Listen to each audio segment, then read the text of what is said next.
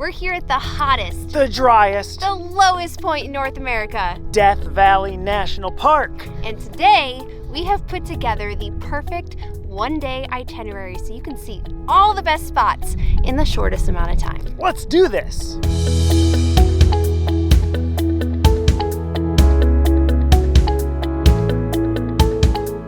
I'm Kaylin, this is Joseph, and 3 years ago, we uprooted our lives to travel full-time with our rabbits Cody and Cinder. This season, we're taking our home on wheels up the West Coast to visit as many major national parks as possible.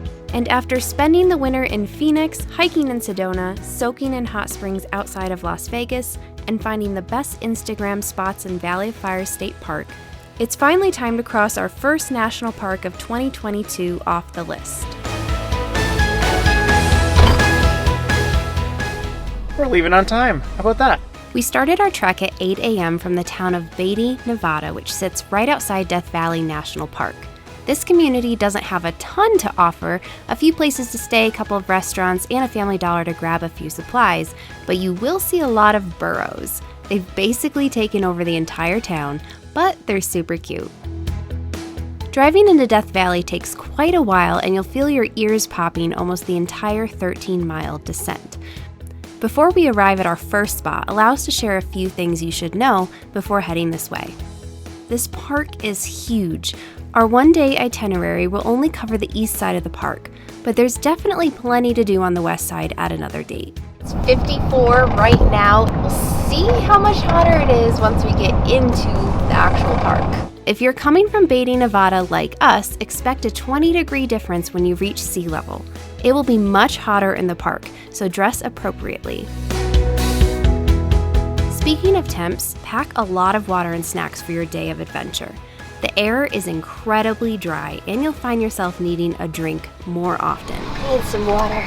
It's right here for you. Thank you. There's almost no cell service in the park. Grab a map from the visitor center or download the NPS app before you come so you can access maps offline. And lastly, fuel up your vehicle before you come. If you think gas is expensive now, expect to pay at least $2 to $3 more per gallon inside the park. Unless you carry an America the Beautiful pass, you'll need to stop by the Furnace Creek Visitor Center to pay admission. There are not any entrance stations before that location. Otherwise, follow us to our first stop at Zabriskie Point, where it's now 9 a.m. and we're ready to get out of this truck and explore.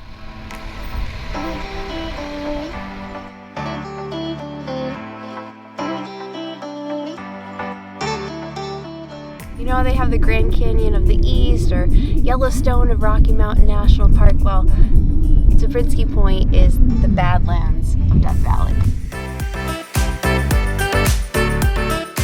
But while this place is called the Badlands, you can't get any bad photos of this stunning panoramic view, especially in the morning light when the sun is in the best position for some epic shots. Apparently they mined borax here, you know, that like household stuff that people would use to make detergents and things. Came right out of there. It's time to leave Zabriskie Point, go back down below sea level. We have a hike planned at Golden Canyon. Golden Canyon is only 10 minutes away and directly below Zabriskie Point. Look at your crusty forehead from Telescope Peak. This one I didn't do the absolute must for Death Valley. Sunscreen. Here we'll stretch our legs a bit more with a 4-mile hike through the canyon. You can explore as little or as much of the canyon as you want, but you absolutely must visit this spot tucked in behind the parking lot. Do you recognize it? I think the Jawas were up there, if I can remember correctly. And then R2-D2 was like,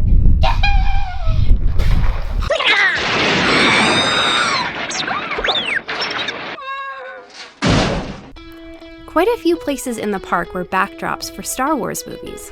You can easily see why. It feels like you're visiting a different planet at times.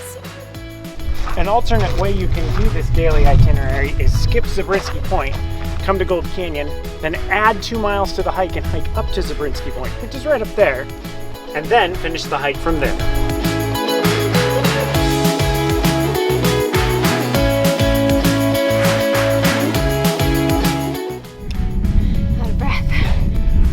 expecting the steep uphill. This trail can get a little steep, but once it starts to descend, you'll know you're on your way back to the parking lot where hopefully you've worked up an appetite. Need some water. It's right here for you.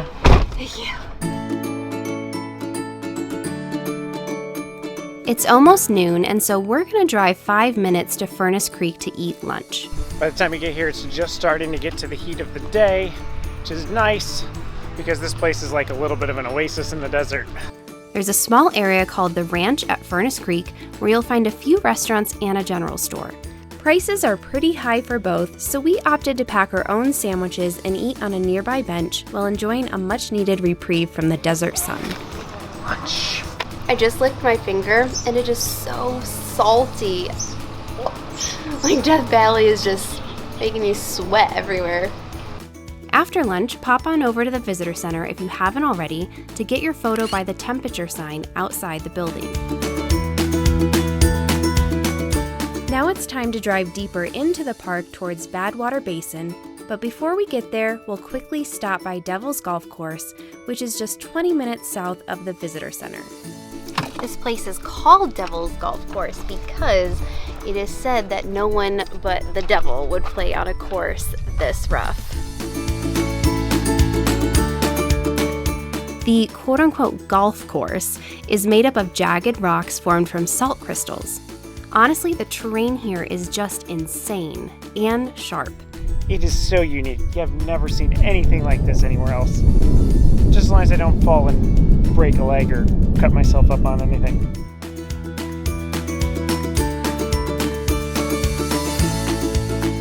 Next up is a 10-minute drive to Badwater Basin, which is probably the most popular feature in the park and the lowest point in North America. There's sea level, and we are 282 feet below that.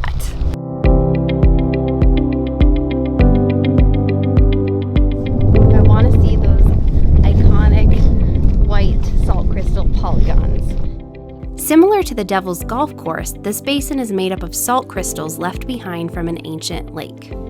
We found the polygons! Except they're kind of dirty. If you want to see those iconic polygon shapes, you'll need to hike at least a mile out from the boardwalk. This is definitely worth the trek. Not only will you see those polygons, you'll also get away from the crowds and can take photos without anyone else in the background. We're gonna go paint a picture next. Yes, the artist's palette. Not the painter's pots, that's in Yellowstone.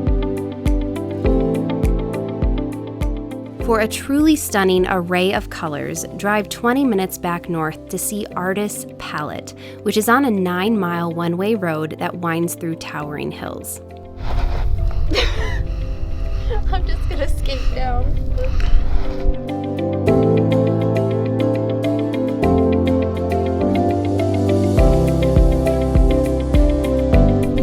I have been searching forever to find this photo spot, and we've been walking all through here trying to figure it out. We finally found it. Camera guy, up there. You can get great photos from just about anywhere here, but if you're looking for the view that most people post on Instagram, I'll share the GPS coordinates of this location so you're not endlessly winding through the formations like we did.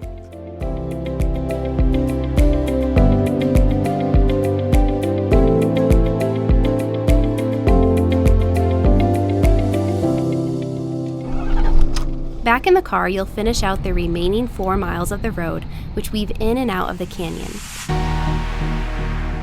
If you plan to visit Death Valley in an RV, just be warned that you can't drive this road if you're more than 25 feet in length, and it's easy to see why.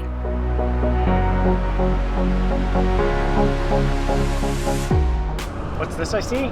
Kaylin's driving? I am. You had to get some cool footage by stowing away in the back of the truck. See, that was really just an excuse to get you to drive and be like, oh, I'll keep driving.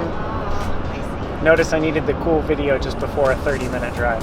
Pop in a podcast for our final stop before dinner because you'll be driving past the visitor center all the way to Salt Creek. Sorry, took it a little fast. What's here besides a salty creek? Pupfish.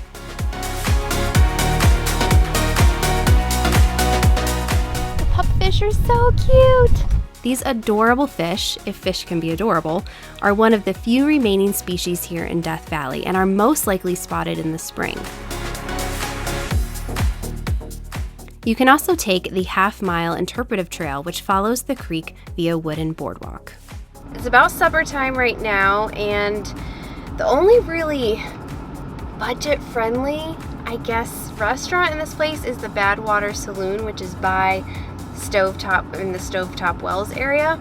So they've got burgers and chicken and sandwiches and all that. If you have a special diet, bring your own food. That's what we did. But I think we're gonna stop inside and get a lemonade and maybe some fries. Rest your legs until the sun starts setting, because our next and final spot is the perfect way to close out the day. Perfectly balanced supper. After those fries, They were delicious. I am ready to go see some dunes. As you've already seen, Death Valley offers a vast array of different features, from salt flats to canyons to badlands and more. You'll even find sand dunes. We can't promise you won't get any sand in your shoes, but we can promise you'll have a lot of fun scaling the tops of these massive formations while watching shadows stretch across the sand.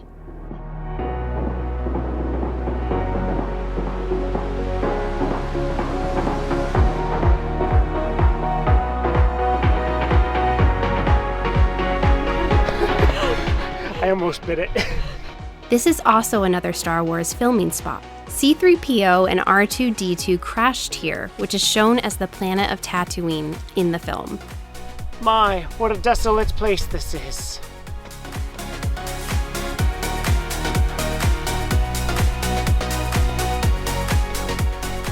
Whether you're here to play in the sand or reenact a film, Mesquite Sand Dunes will give you an unforgettable experience.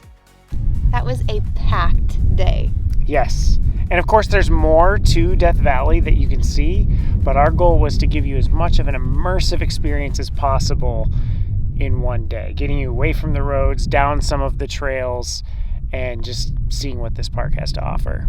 If you're looking for something a little bit different because you have another day or two to spend in Death Valley, we highly recommend the Telescope Peak Hike. And after we close, we'll leave a video up there on the screen so you can click and watch that next. If you like this video, make sure you give it a thumbs up, subscribe, and hit that bell notification so you know when we release another video. And then maybe we'll see you on the open road. If you like this channel, please give it a mash that like button and... Mash it? Yeah, mash it. If you like this video, please give that like button a nice little nudge there. I think we have a new blooper. I'm gonna say it.